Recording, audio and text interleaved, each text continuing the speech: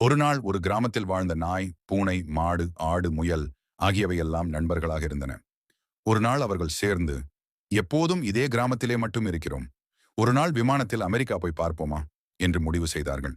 பாஸ்போர்ட்டும் பைகளும் கண்ணாடிகளும் எடுத்துக்கொண்டு விமான நிலையம் சென்ற அவர்கள் மிகுந்த உற்சாகத்தில் இருந்தனர்.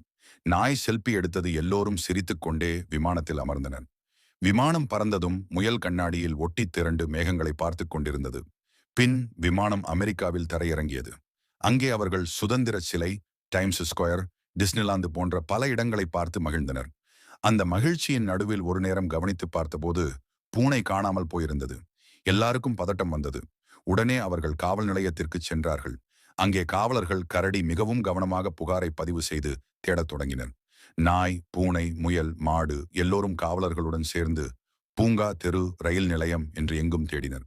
சில நேரம் கழித்து அவர்கள் அந்த பூனையை டிஸ்னிலாந்து ஊர்வலத்தின் அருகே அமர்ந்து பொப்புகார்ன் சாப்பிட்டு மகிழ்ச்சி கொண்டு பார்த்து கொண்டிருப்பதை கண்டார்கள். எல்லோரும் சிரித்துக்கொண்டே அவனை அணைத்துக் கொண்டனர். பின்னர் அனைவரும் மீண்டும் விமானத்தில் பயணம் செய்து இந்தியாவிற்கு திரும்பினர். அன்போடு சேர்ந்து செல்லும் பயணம் எந்த இடத்திலும் பாதுகாப்பாக முடியும்.